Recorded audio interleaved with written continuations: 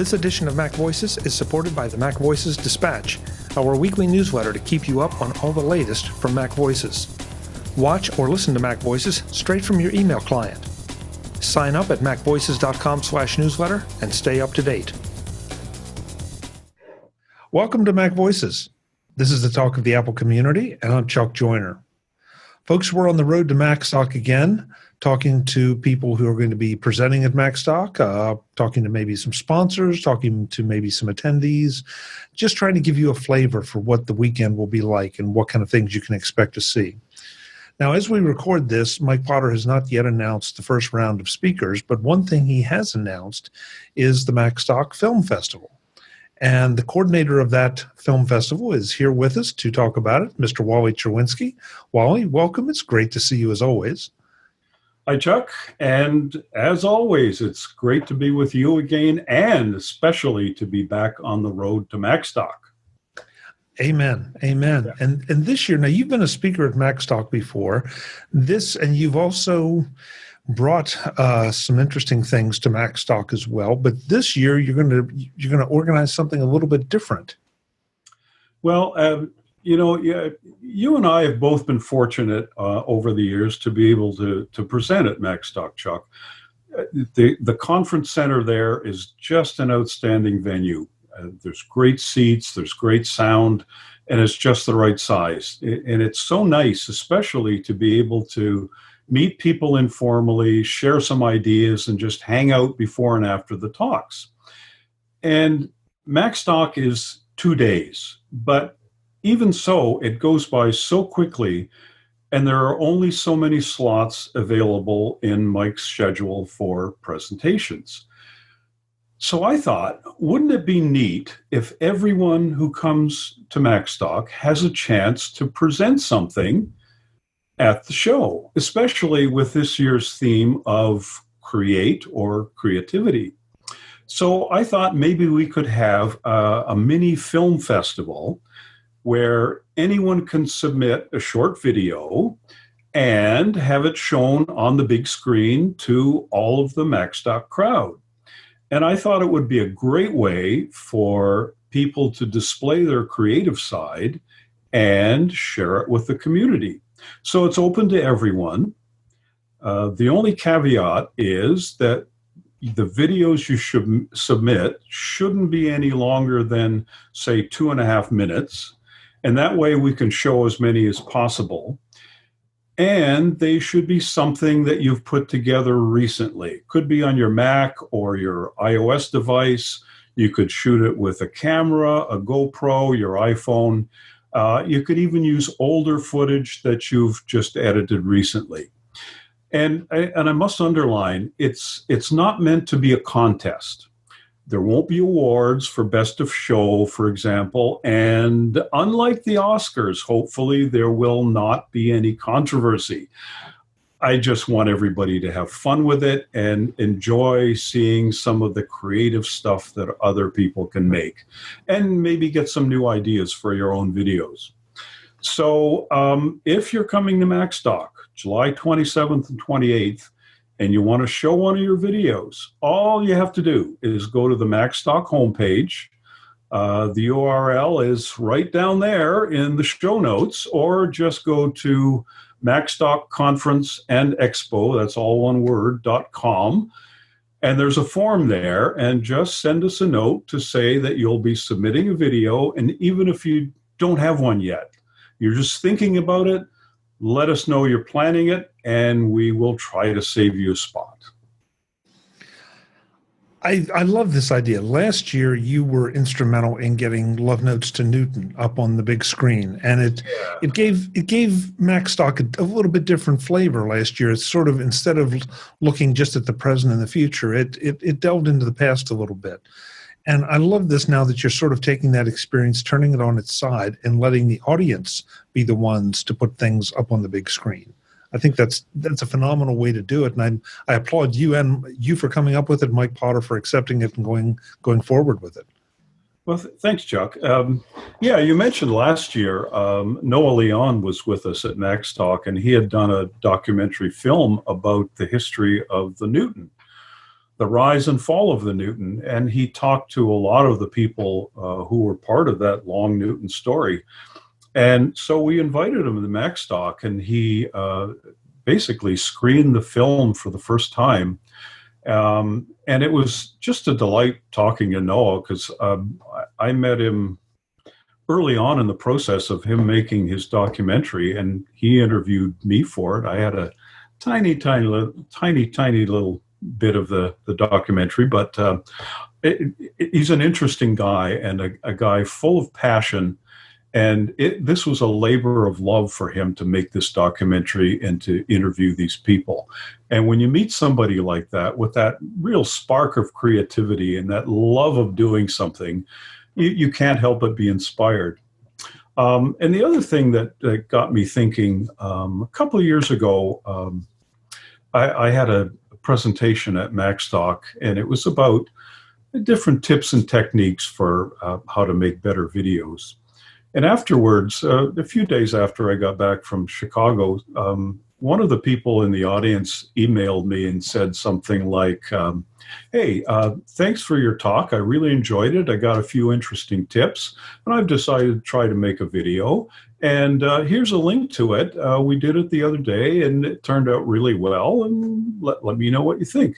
Well, every time I do one of these presentations, I always invite people to send me examples of their work, because I genuinely enjoy watching it. So this person actually did, and I watched the video, and I thought, hey, this is really great. Went to the park with his nieces and nephews, and they shot the kids in the slides and the merry-go-round and doing stuff, and it was just a charming little video. So last year, we sort of did a test of the concept of a little mini film fest. And I invited him to screen his little video, and I solicited a couple of others, one from Don McAllister and one from Steve Sheridan. So they contributed videos. Then we had a little bit fun with that. And the response I got, the reaction we got, was really positive. So Mike and I thought, what the heck? Let's see if people enjoy it this year, and we'll do it full scale. So, boy, a couple things here I want to make sure I touch on. But first of all, so there really are no rules to this other than the ones you outlined, and the fact that I assume that you have to be a Macstock attendee, or at least planning to attend. Is that fair? That's true. Okay. So really, other than that, the door is wide open. You say 2 minutes, and people are going to say, gee, I don't know, if I can tell a story in 2 minutes. And then you turn on TV and you see perfect examples of that. 45 seconds to a minute and a half. 2 minutes is a long time for a TV commercial. And yet a lot of times they will tell little mini stories in there. And it's a whole different kind of art that you really have to learn and develop. And your presentations at Macstock up to this point have been always very educational and I think very inspirational to try to get people thinking about doing this kind of thing in a way that's realistic and is doable. Well, you're absolutely right, Chuck. If you think about it, if we open the door to any length, people would submit a 10-minute video and a 12-minute video and a 7-minute video. After a while, the audience is going to say, let's get on to the next one, because our attention spans are a little shorter these days. I mean, recently, we all watched the Super Bowl. We all watched those ads, and those are short ads. The time for a Super Bowl commercial is very expensive. So if you're buying a minute, you are spending a lot of money. So whatever you pack into that minute has to tell your story, get your message across, and be really engaging so people will listen to it, watch it, and remember it. So you can tell a story very well in a short period of time. And as I said before, the shorter we make these videos, the more of them we're going to see, and more people will be exposed to the creative stuff that Macstockers can do. Now, Chuck, are you going to let us in on the secret now, or are you going to save it for later? You are planning to submit a video, I'm sure. You want to tell us now or later? Realistically, I'm not going to promise that I will submit a video, because unless I can submit this, this would have a trouble fitting in the context. But wait a minute. Chuck's how-to golf video would go down really well. Oh, I'm sure it would, except that then I would have to actually. Well, never mind. No, I'm thinking about it. I have a couple ideas. It really just kind of boils down at this point to time, because if you know how it is, Wally, if you aren't going to be able to put the time into it, you'd rather submit nothing than just something half baked. Well, maybe before we end our little chat, I can offer a couple of suggestions on how people can do something really simple, really easy, and come up with a video. Maybe you can do the same thing. It doesn't have to be hard, as you well know, but we'll see.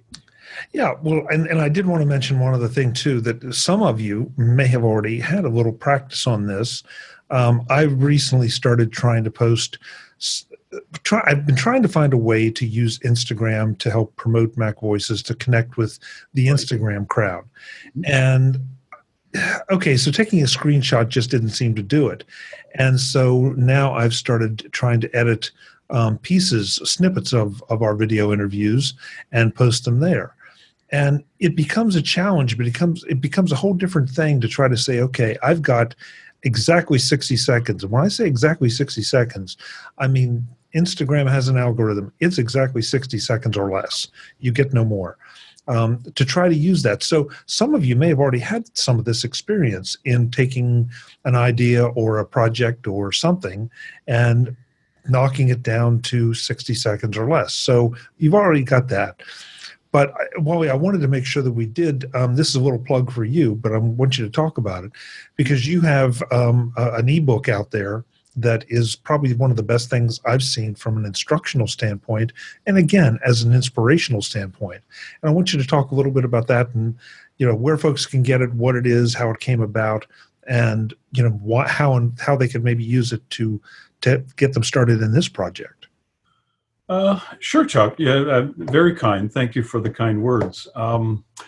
I think the last time we chatted on MacVoices was last fall, and actually that was around the time that the book was launched. It's called Video to Go, and it's an ebook, and it's available on the iTunes Store. And again, I'm sure we'll have the link in the show notes, or you can look up Video to Go in the iTunes Store, or just search for my name. And there aren't many Wally Cherwinskis publishing on there, so I'm sure I will pop up. So it was launched last fall, and I'm absolutely delighted that I've had a lot of really good feedback from people who've read it. And that's especially nice if it's inspired anybody to try their hand at video a little more often. And of course, as you know, hearing back from people is always the best part, whether you write a book or make a presentation or produce a podcast. So in writing the book, I wanted to give people some really simple tips and some simple how-tos to get them started with video, or maybe to stretch themselves a little bit. Because I know sometimes it's hard for people to get started. The first step is sometimes always the hardest. And there's lots of advice out there about things like scripting and lighting and exposure and color balance and resolution and frame rate and on and on and on. And I'm not suggesting that those things are not important, but when you're just starting out, it's easy to confuse yourself with too much information. So I say, don't worry about a lot of that stuff, especially when, say, you're traveling and you want to capture some of those important memories. It's really good to be just spontaneous. Don't think too much. Just press that record button as often as you can. Later on, once you get the hang of it and you want to improve your technique, well, the sky's the limit then. Think about all those other things, but when you're starting out, really, really keep it simple. And, if you're like a lot of people, you'll go on holiday, you'll come back with hundreds of pictures. because it's so easy. You grab your iPhone, you press the button, and you click, and it just takes a second, and there's your picture. But people are much less in the habit of shooting video. It does take a little longer, and you got to think about it just a bit more. And then there's that whole process of editing it and putting something together. So I wanted people to feel comfortable with video and to make it as easy as possible for them. And you did that. I think you really made me realize. I mean, you've inspired me to do some projects, or at least think about some projects that I might not have, because I've already got them halfway done or 3/4 of the way done, because I already have the raw material shot. I just have to go in, maybe do a little tweaking, a little editing, maybe a little extra shooting. And that's what I'm hoping that you can do here with Macstock, that folks will realize that, hey, that vacation I had in Italy or Death Valley or wherever you went, I've already got a whole lot of this, and I could weave this into a video that would be perfect for Macstock and have some fun along the way too. Right. So the kind of things I talk about, and it all starts with shooting. Later on, editing, it kind of takes care of itself. And I know that seems funny to say, but editing isn't as difficult as people think it is, because most people have some instincts about what shots go together and how. But the key to your video comes back to shooting it in the first place. Really, you have to bring home enough useful footage so you can edit it later. And for shooting, in the book, I emphasize 3 things, just 3 things. If you remember these 3 things, you'll be good to go. Number 1, shoot lots. Number 2, put a lot of variety into your shots. And thirdly, think about something called flow. So let me explain. When I say shoot lots, I mean press that red button and record video as often as you can. Bring back lots of great moments, lots of memories. When it comes time to edit, believe me, the worst feeling is finding out that you didn't record enough good stuff to tell your story. And you can't go back and shoot it again, especially if, as you say, you were in Italy or Death Valley and you can't go back and recreate the scene. So shoot lots when you get the opportunity. Secondly, variety. Variety is so important. You want to avoid the habit of always holding your phone at chest height and taking the same kind of medium shot every time. So when you get that phone out or your camera out, think about these elements. First one is distance. Try to change the distance between you and your subject with your different shots. You can move closer, you can walk closer, or you can get farther away, or just use the telephoto lens on your phone. And to try to take long shots, medium shots, and close-ups. Again, that variety of stuff will put you in really good stead when it's time to edit. Second factor in shooting is angle. Try to shoot your subject from different angles. So shoot it from the left, shoot from the right, go above, go below, and even go down to ground level if you can. Shoot it really low. And that gives you a different perspective. And again, be creative. Try to come up with different ways of looking at your subject. And when you edit, that's really going to come across. Another thing is focus. And by that, I don't mean make sure your camera is in focus. I mean, frame different parts of your subject so you focus your audience's attention there. Finally, context. It's a good idea to shoot interesting things around your main subject. Something over there, something over there. It's not your main subject, but it's something happening around you. And you're going to use these clips later on to make your scenes more interesting and to tie one to the next. And the final thing I mentioned was flow. In other words, if you can try to imagine in your mind how those clips that you're shooting will connect together naturally, and they'll lead a viewer smoothly from one image to the next. It's an instinctive kind of thing. And in fact, the more you watch sitcoms on television or documentary shows, you will notice the skill of the editor in putting those sequences together. So believe me, I think instinctively people are kind of used to that, and you'd be surprised how intuitive it might be when you start editing. So flow is a way of putting your clips together in those sequences, and that's how you tell a story.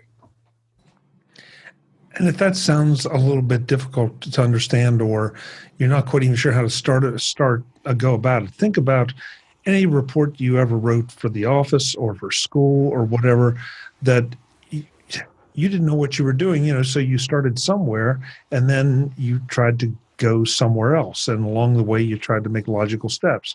And that's sort of the way I've come to think about some of these things. Because initially it's like, okay, so how do I know how it's going to flow or what I'm going to need? Well, okay, this is where if I take a picture of an ocean, then maybe I take a picture of the fish, or maybe I take a close up of the beach, or something like that. And I'm really riffing this just off the top of my head, but the idea is that you don't have to necessarily have a lot of formal training. You've already got a lot of the informal training in other aspects of your life, and you need to think about now putting pictures on top of it, moving pictures, of course. Yeah, no, that's fair, Wally? Chuck. Yeah, you said it well. That's exactly okay, good. And I'm sorry if I made that sound cryptic when I described those different factors, but I guess I tried to condense my book into 2 minutes. It's a little hard to do, but I elaborate on all of those concepts in the book, and I give some actual video examples of how you use this and how you use a different angle and how you focus, et cetera, and there's video clips in there. So I think if you leaf through the book, you'll get a much better idea of what I'm trying to say. Yeah, and I know you were not cryptic at all. It's just I know that before I started playing with video the way I have, I would have said, gee, Wally, I don't know what to do. And as I've learned, I feel like, okay, I've taken some of the skills I have in other areas, or at least my experiences, maybe not skills, but the things I do in other areas, and apply it to this. And it's like, okay, it's not that much different. You just have to think about it a little. Just turn it, a couple degrees to the side, and now I get it. Yeah. So, great. So, do you have any ideas that you can give people? I mean, you talked about vacations or holidays. Any specific other kind of stories to tell? Well, okay, let's talk about that. So I described the kind of things that you might keep in mind as you're shooting. So for anybody who's coming to Macstock, you either have footage already, maybe you've shot it and you want to edit it, or maybe you are thinking of submitting a video, but you're not quite sure what the topic might be. So you're saying, what'll I do? So I'm going to give you a couple of suggestions that should get you up and running really easily. And these aren't difficult things to do. And here's some, and I cover these in the book too, really simple story ideas you can try. And I think you can come up with some really cool videos with these. And again, keep in mind those shooting points that I talked about before: distance, angle, focus, flow, etc. So first thing, remember how we talked about how easy it is to shoot still photos. So why not take those stills and turn them into an animated slideshow? Okay. Hey, wait a minute, aren't you talking about making a video? Well, I'll tell you why. With an animated show, you can add music, you can add effects, you can build in some Ken Burns motion, and you can export your animated slideshow as a video. A wonderful program to do this, Photomagico from Boink Software. Great program. It's easy to use, and you end up with a professional looking show. I use it a lot. Now, here's the thing. When you go out and shoot the photos you need for your slideshow, do it as if you were shooting video. Use those things I talked about, distance, angle, focus, flow, etc., as you're shooting them. You're not shooting video, you're shooting stills, but you're thinking video. Then assemble your images and tell your story the same way you would using video techniques. Okay? So in that way, you start with stills, you make an animated show, and it's really great practice for making a video down the road. Okay, so that's one idea. Second idea, and this is really fun, use the trailers feature in iMovie. If you haven't tried trailers, trust me, do it. It is so much fun, and you're going to end up with a slick, professional-looking video. It'll be around a minute or so, and it's just like those movie trailers you see at the theater. Now you go into iMovie, you work with templates, and there's lots of these templates built right into iMovie. You pick one, and it'll automatically give you different music, there's transitions, there's special effects, everything you need to make your videos really sizzle. And all you have to do is just insert your own video clips into little placeholders that iMovie provides in the template. You add a title, you might put in a few lines of text, blam. Just prepare to amaze your friends. Highly recommended. Okay? One more idea. And this is kind of a common idea, but it's so special when you do it because you end up with something that you're going to value forever. Make a short video featuring children or pets. Okay? Dogs, cats, gerbils, hamsters, whatever you have. Kids and pets are natural actors. They're not camera shy, and you end up with some great memories that you will have forever, especially at the ages they are. Remember, though, especially with kids and pets, get that camera down to their level. It's much more effective, and videos like that are just a great way to capture magic moments and preserve a special time in their lives. And hey, we all love watching videos of kids and pets too, so it's kind of a natural. So you just encouraged more cat videos, Wally? Did I do that? Oh, I think you did.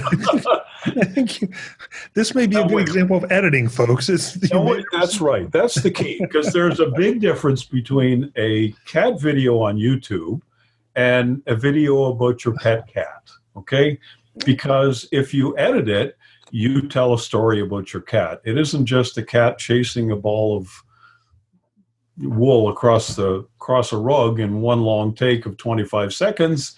It's really an edited little story, and it's a lot of fun to watch. So, yeah. Okay. I just want to be real clear that this was your idea. Okay. I will accept full responsibility, folks. Chuck didn't put me up to it. But you know what? I do want to point out, everything you just suggested, you can do with iMovie on the Mac, which is free if you have a Mac. You can do it with iMovie on your iPhone or iPad, which is also free. If you do want to kick it up that extra notch and go the slideshow route specifically, I'm with you. PhotoMagico is unparalleled. It's just absolutely a phenomenal program with the amount of control it gives you. So that will cost you a little bit of money, but it'll be money well spent because you won't be just using it for this project. Once you do this project, you will love the program, and we'll probably do it for a lot of use it for a lot of other projects. So, yeah, and one really good thing, the Boinks folks keep improving that program all the time, and they've added features like snippets and royalty-free music clips and templates for different kinds of slideshows. For example, a wedding template. If you want to make a wedding slideshow, there's a template for it. So really versatile, and it'll get you a long way. And as you say, it's not terribly expensive, and just so versatile, and you can do so many things with it. Yeah, and I have to share one tip. At least as far as I'm concerned, it's a tip. I always shied away from templates for just about anything, because my thinking was always, well, if somebody sees it that knows that template, then they'll know that I used that template. And the reality is that nobody looks at those templates, and even if they do, you can change enough of them to make it yours. But it is a great way, if nothing else, to learn. But you can do something that's absolutely phenomenal with templates and just a few small effects. So don't be shy about that. You know, if that's the way you're getting started, embrace it and go for it. You know, something else with the templates, if you're a Final Cut Pro user and an iMovie user, you can take your trailer and you can export it out of iMovie and import it into Final Cut Pro. So you can change it even more. You don't have to accept everything that iMovie gave you. You can change the music for something else. You can change the edit points and the special effects and come up with a completely different trailer if you really want to. But that's an option. And as you say, you can make videos in either the iOS or the macOS platform. You can do things like, there's an app for using live photos. So you can make a little video out of a sequence of live photos that you shoot in your iPhone. There are, in addition to iMovie, there are other video editing applications that you can get for your iPad that do an absolutely fantastic job. So yeah, there are a lot of options and a lot of variety available to people who want to do this. Yeah, you just do it, folks. And Wally, one thing that I was a little surprised and very encouraged to hear, when the last time we talked to Mike Potter, he had just opened up the regular registration to Macstock and had the website up and everything, and he already had a submission, which is great. I don't know if there have been any more since then or not, but just the fact that somebody out there was just waiting to do this says that, you know, this is going to be a lot of fun. Well, I actually talked to a lot of people last year and kind of sounded them out on the idea. Do you think this would be a good thing to do? Would you enjoy it, et cetera, et cetera? And yeah, the response I got was really positive. And a lot of people indicated that, yeah, I think I'll be submitting something. And to date, I think we've had, I haven't counted them exactly, but there's got to be about 7 or 8 so far, and it's pretty early in the game right now. Wow. So I hope we have a full roster, and yeah, we take it from there. And I really hope people enjoy it this year. And if it's a success, who knows? Well, I'm looking forward to seeing what people come up with, because there's some very, very creative people that attend Macstock, and I'm interested to see what angle they take on what subject. Yep. So, yeah, Cannes Film Festival, watch out. Yeah. So, folks, this is the part where we tell you that you have to come to Macstock to enjoy the films, to submit one, and to meet Wally, meet me, meet all of our podcasting friends and all of our Mac friends, because they will become your friends as well. I guarantee it. You will walk in the door, even if you don't know anybody, and within 5 minutes, you're going to know at least 3 people. And by the end of the weekend, everybody knows everybody, and it's just an absolute blast. So as Wally said, and I believe that Mike has the Macstock2019.com domain too. So, but one way or another, I'll have a link in the show notes. I'll have a link to Wally's book. In fact, I also have put a link into the interview Wally did here on MacVoices about that book, where he went into a lot more depth. So go check it out and start shooting. Wally, it's great to see you as always. We will do it again, I'm sure, at least once between now and Macstock about something. I don't know what it'll be, but it'll be interesting. I look forward to it, and I look forward to the road to Macstock getting shorter and shorter and shorter. Agreed. Folks, I'm Chuck Joyner. This is MacVoices. We hope to see you at Macstock. Until the next time, thanks for watching.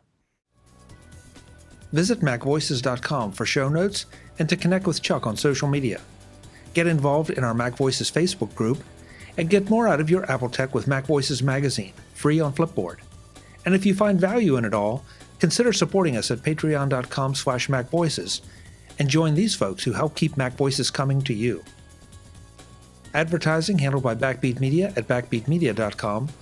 Bandwidth provided by CashFly at cashfly.com.